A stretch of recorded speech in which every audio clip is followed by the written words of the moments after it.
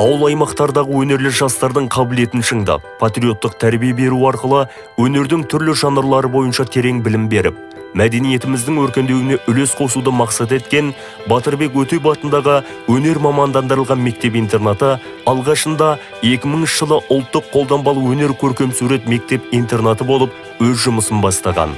Облысымыздың ауылдарындағы өнерге қабілеті бар 60 жас жеткіншекті іріктеп, оларға 40-қа жуық өз ісінің мамандары дәріс берген. 2004 жылы дарынды балаларға арналған Өнер Мектебі-интернаты мемлекеттік мекемесі болып қайта құрылып, әуелдегі мақсаты бойынша жас өнерпаздарға білім мен тәрбие сіңіруде жемісті еңбектерін жалғастырып келген.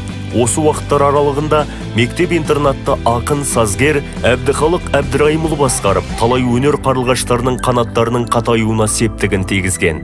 Сол уақыттардан бастап тәлім алатын оқушылар саны 180-ге жетіп, мектеп қызметкерлері 101 маманмен толыққан.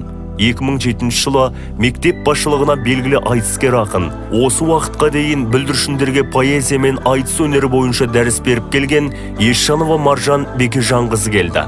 Мектеп-интернаттағы оқушылардың жай күйін, қабілетін мұғалімдік қызмет атқарып жүрген сәттен бастап жетік білетін Маржан Бекежанқызы басшылыққа келген соң мектептің екінші тынысы ашылып, білім беру сапасы да артып, оң нәтижелерге қол жеткізіп келеді. Біздегі жылы 20 жыл толатын біздің осы өнер мектеп-интернаты Батырбек Өтеп атын алған ауылдық жерлерден енді танылып келе жатқан таланты бар, дарынды балдарды жылда бір уақытта білім басқармасының белгілеп берген уақытында іріктеп балдарды, оқушыларды мектепке қабылдаймыз. Ал енді келгеннен кейін сәл ауылдық жерлерден қорқа келген балдарымыз осы жерде өзінің өнерін, талантын шыңдап, қаншама суретшілеріміз облыс, аймақ, республиканың өзін қоймағанда, сонау шетелдерден қашықтықтан өздері барып, бас бәйгелерді алып келіп жатыр. Соның өзі мына қазақтың өнерінің дамығандығы ғой деп мақтанамыз.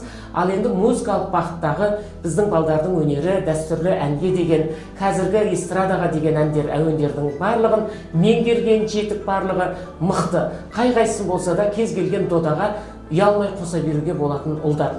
2015 жылы Өнер Мектеп-интернатына белгілі суретші, қазақ гобелен өнерінің іргетасын қалаушы Батырбек Өтептің есімі беріліп, Батырбек Өтеп атындағы Өнер Мектеп-интернаты болып қайта құрылады. Қазіргі таңда 300-ге жуық оқушы жалпыға міндетті стандарттық негізінде бір кезеңде білім алып, көркем сурет, дәстүрлі ән, айтыс, эстрадалық вокал бағыттары бойынша қабілеттерін шыңдап келеді.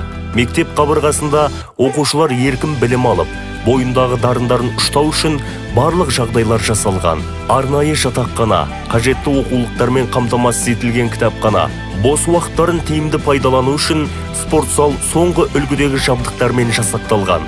18 жылдан бері қызмет етіп келе жатқан білім ордасының осы уақытқа дейінгі жеткен жетістіктері ауыз толтырып айтарлықтай.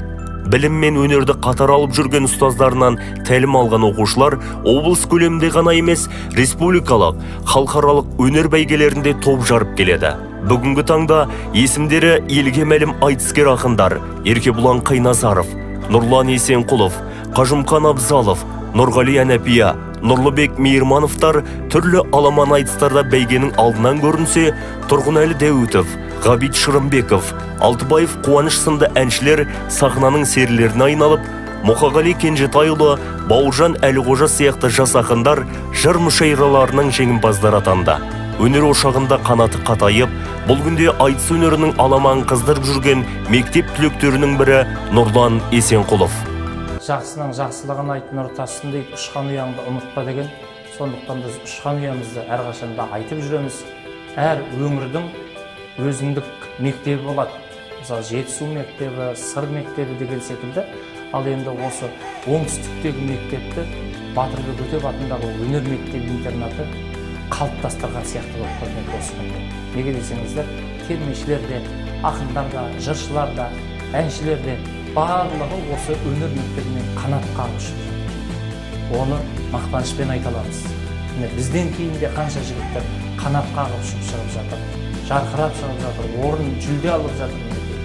Сондықтан да өнері өрістеген оңтүстік кереметтей ел екенімізді өзгелерге танытып жүрміз. Бұның енді әрбір өңірдің осы талапты жігіттердің қанатын қатайту мақсатында, өнерін жандандыру мақсатында ашылған мектеп қой. Сондықтан біз ұшқан ұямызға тек сәттілік тілейміз, әлі талай шәкірттерді шыңдай беретініне біз сенімдіміз.